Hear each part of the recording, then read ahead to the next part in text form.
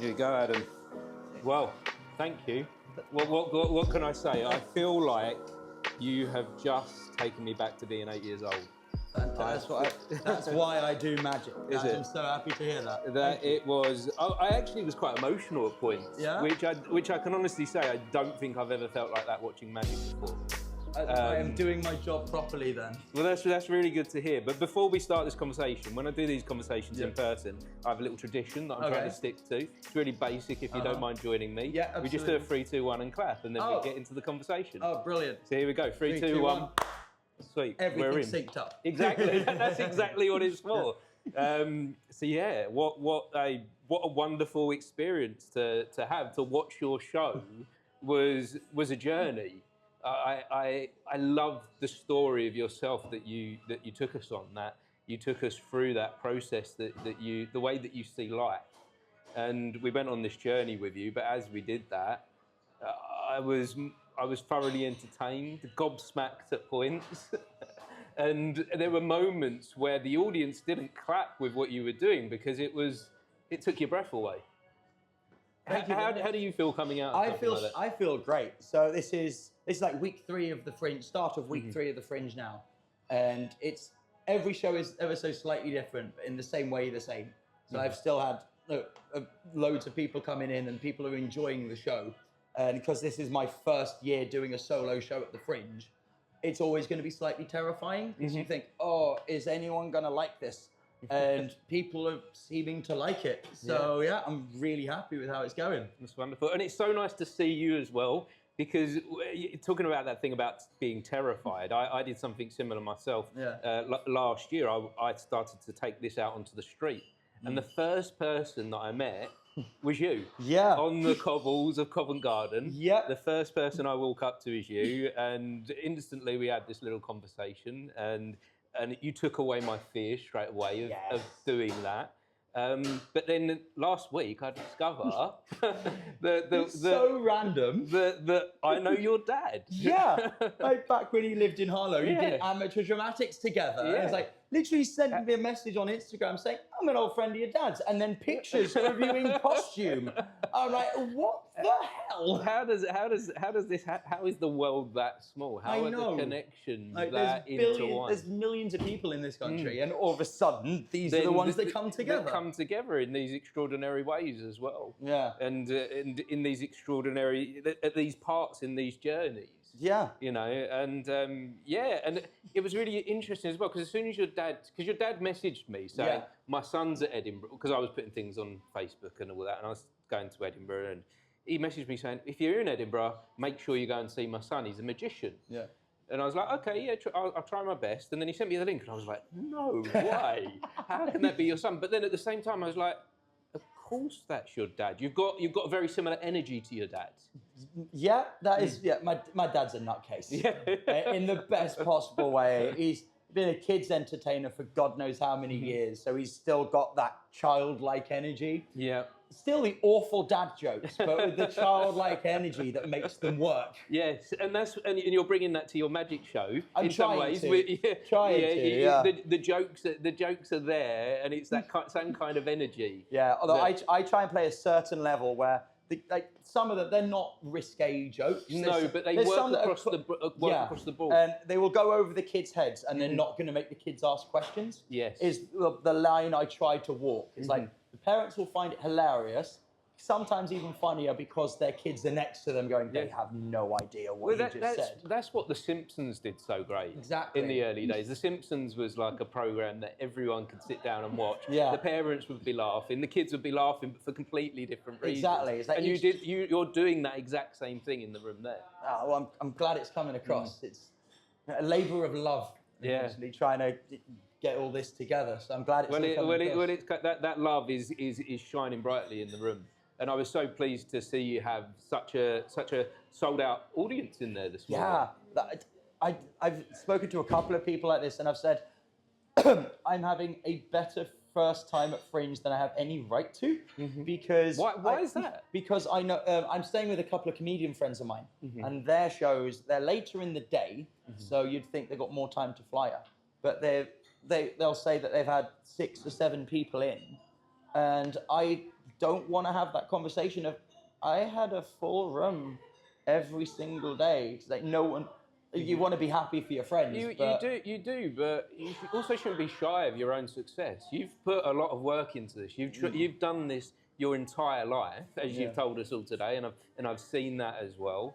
And so you deserve to have a room like that. So why not speak about it? Why not be happy about that? That's very true. I guess it's just, it's you don't want to put them down. You don't want others to. I don't like blowing my own trumpet too much. Yes, yeah. I don't want to make it the big, let it go to my head and start being Billy Big Bananas. No, you don't have to be, but you can still be proud of yourself. You can still take a moment to be like, with having ADHD and possibly some other stuff in there that I'm thinking I probably need to get tested after Edinburgh.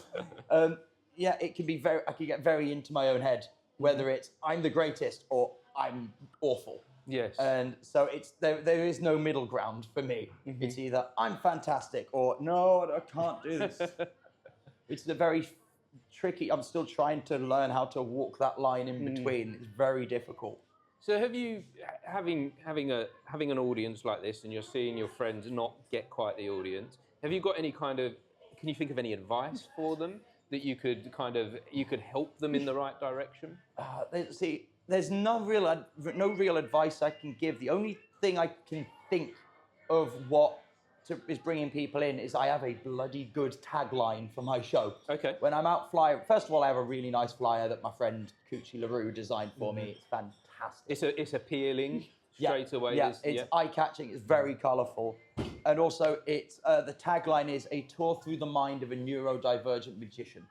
And in the first week, every time I gave a flyer to someone, they're like, "Ooh, what?" And it catches the attention. So rather than just here, have a magic show, it's like no, it's a magic show about something. Which I've always. It was a journey. Yeah. It was a show. Yes. It was entertainment in all its sense and. Yeah, well, that's it, because the sort of magic I like is magic for a reason. It doesn't have to be a necessarily good reason, but there has to be a reason to do the trick. But yours was a good reason and a very important message right now. Yeah. Right now, neurodivergency is a topic that more and more people have an interest in. More and more people are thinking, there is something different about me, and I do need some kind of support with that. Exactly. And I think neurodivergency isn't a new thing. We're just talking about it now. Yeah. I know there's a lot of people who have come to see the show who have been diagnosed with autism or ADHD or OCD or dyslexia. Or dyslexia probably more diagnosed as a kid. But with ADHD and autism particularly, a lot of people are getting diagnosed a lot later in life, like sort of into their 30s and 40s. And I was diagnosed when I was 5 years old. So I've got the experience of knowing that, something is different up here and throughout pretty much my entire life. So if there's any sort of help I can give to people on what it's like and how difficult it can be and also how fun it can be sometimes, then I'm happy if I can. Do you think the diagnosis helps you discover who you are? Because in that room today, I think that was a combination of everything that's different of you being put to its best use. It can be kind of tricky because there are some people who, once they get diagnosed, their whole personality is revolves around their condition. And it's when you get that diagnosis, you can feel like you're sort of put into this box. You're like, this is what you are. And it's kind of important to remember that, no, you are not your condition. You are not your autism, you are not your dyslexia, you're not your ADHD. You are a full three-dimensional complex being and need to make the most of everything that you are and everything that you can be. And I think sometimes with all of these things, we forget what makes us special within that. So I have dyslexia, and throughout my childhood, I didn't kind of understand what was going on. I didn't understand why everyone else in the room at school could read their books, and I was just looking at the page like, what is this? I just didn't understand and felt completely lost through school. Yeah, it can take a while to understand those sort of things. Like you may know that you're different from everyone else, but I know for me, I think I was probably about 18 before I realized that just how different I was. I understood that. It took me a while to unlock my brain, as I call it, and I go, okay, I can be self-reflective and see what I'm doing and what I'm seeing is different. See, for me, where I can't read words on the page, and I didn't understand, I just felt lost within that. But once I did understand what that was, I understood that I had special. I don't want to say that I've got talents, but I understood that I could. Superpowers. Well, in some ways, I think people with these neurodivergencies do have superpowers. Yeah. Because I can do things. My brain does things in a different way. I map the world out. Yeah. As we're having this conversation through words now, my brain is pulling apart the words. Yeah. So it can do things with words, but just not in print form. Yeah.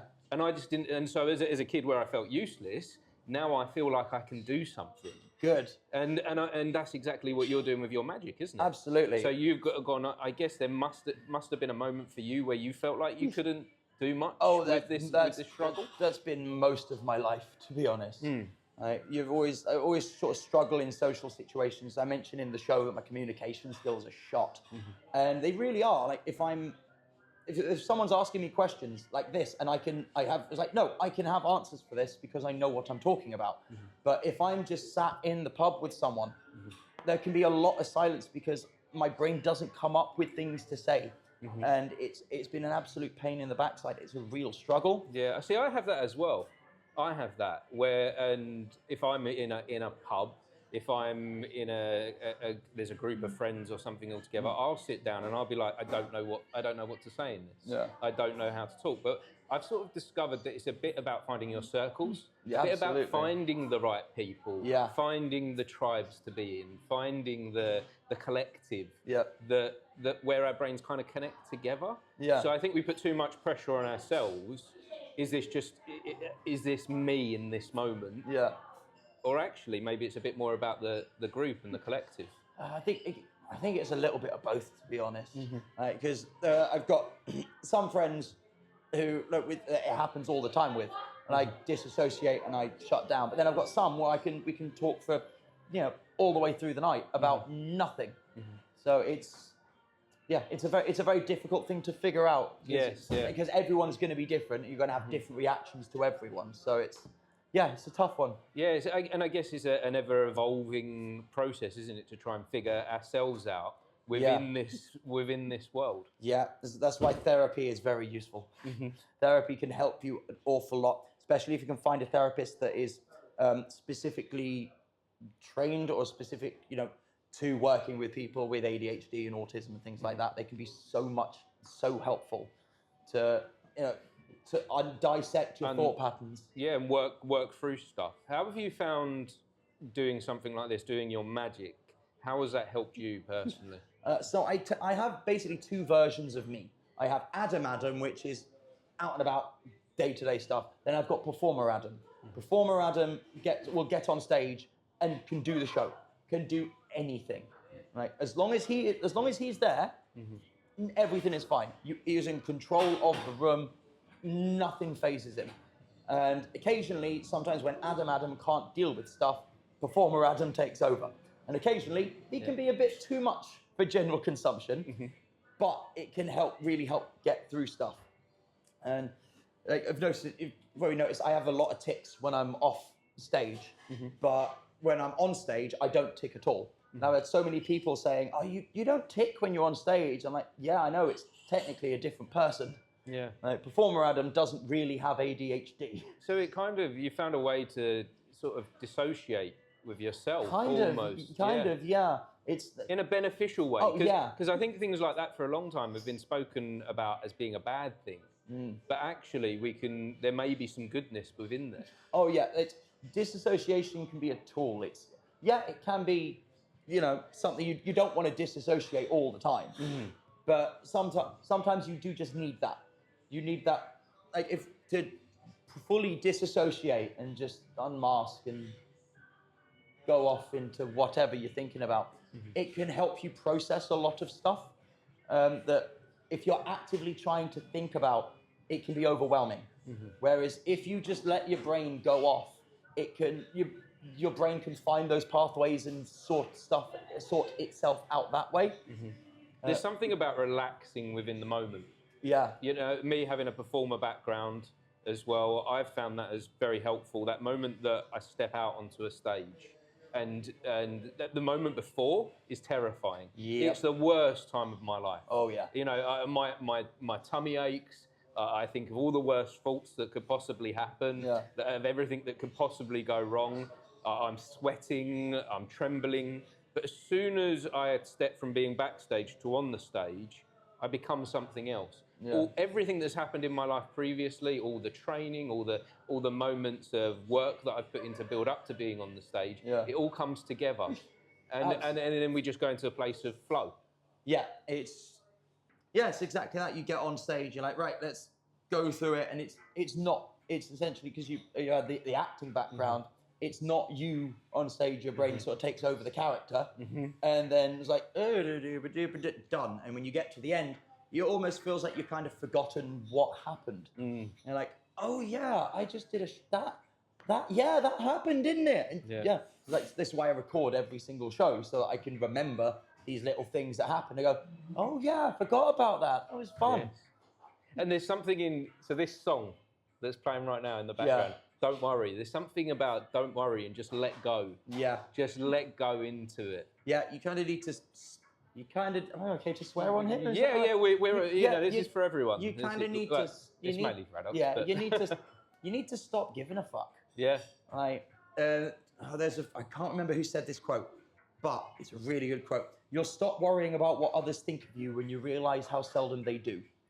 Everyone is so locked up in their own head, thinking about their own life and their own reality and their own perspective on the world and what other people think of them, they forget that everyone else is having that same conversation with themselves in their head and going, oh God, I must look awful. I feel there. It's like, no one's paying attention in the nicest possible way. People are paying attention, but day-to-day life, people don't think about anyone else that much. They think about themselves more. And if they do give you a comment, mainly from a place of negativity, I've learned to consider that of why are they giving that judgment to me? Why are they giving that comment to me? Yeah. Is it to be beneficial for me? Yeah. Because they are taking a moment to think about me?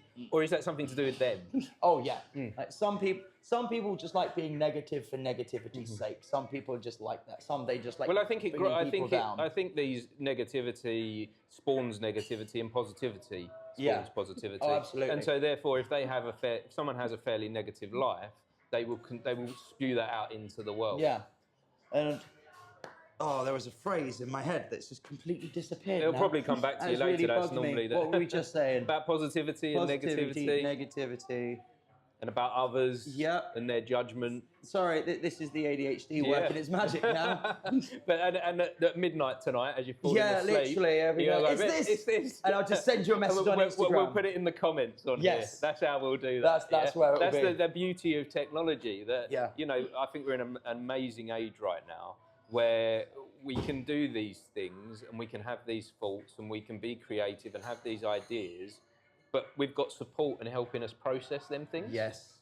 We're more connected than ever, which is why I think that's why so many more people nowadays are getting diagnosed with neurodiverse conditions, because they're finding people online and they can interact with people that have had these conditions for years and known about them and go, wait, no, I do that. Is that not what everyone does? And we can hear conversations from people that have gone through these things. So let's say there is someone younger, like yourself. Imagine if you were 8 years old and you listened to a conversation of a magician who is going through what you went through. What that would have done to you. I had a review yesterday. I didn't get to speak to this woman, but she brought her daughter in, who has just been newly diagnosed with ADHD. And she said on the review that it really helped her daughter understand some things and be able to sort of accept it. And I was like, you know what? I never expected that to be the response to this show. But if I can help people that have been newly diagnosed, or even people that have been diagnosed for years, if I can help them, deal with some of the stuff that's going on in their head, then I'm happy. Because I used to work on holiday parks, and there was in my show, there are two bits that everyone would mention. There was the bubble fairy, which you saw. Yes. And that was a moment, the bubble fairy, where no one clapped. And that is a good thing, because everyone was like, when that ended, it was just like, what the fuck? I wish I had a camera facing the audience, because there was a woman that just went, wow. In all sincerity, Yeah. The most magical moment she'd ever seen. I was like, I wish I could capture that face. There's so much weight in the silence sometimes. Oh, yeah. And that room, when there was silence, there was You weight. could hear a pin drop in Yes. there. But yeah, the two bits everyone will mention would be the bubble fairy and the Rubik's Cubes. Because the Rubik's Cubes, it was the only point I really spoke about having ADHD. And the amount of parents that came up to me and said, it's so good that you're talking about ADHD on stage. My kid's got ADHD, and I'm really happy that they can see that someone up on there saying that ADHD doesn't have to hold you back. So as soon as I decided I was going to come to the Edinburgh Fringe, I was like, of course that's going to be the show. Welcome to my reality, a tour through the mind of a magician with ADHD. Because it's resonating with people. So what I'm hearing is that everything for you has led to this. Has led to this moment, and of course, there's further for you to go. Oh, yes, there's a long way to go. And more people need to see you. More and more people with neurodivergency need to hear your story to be inspired. Well, fingers crossed, I'll be able to do cruise ships and holiday parks and theatres in the future. That is my hope. And I see more from you as well. Yeah. I'm sure there's more to come. But if anyone wants to find you, how do they find you? So best way to do it, I have a Facebook page. If you search for Adam B Magic, all one word, ADAMBMAGIC. Or on Instagram, I am the only Adam B. That is at the only Adam B. Don't just search Adam B expecting there to be one, because there's not. There's quite a few of us. Only Adam B. And that's pretty much the best way to find me. Wonderful. And we'll add it in the comments below. And if anyone has been watching or listening to this conversation, thank you for joining us on this journey. Thank you for coming. And thank you again, Adam. Thank you for coming. Really nice to see you. It's been great fun. Thank you so much. No, wonderful. Thanks again, Adam. Cheers. Cheers. Wonderful.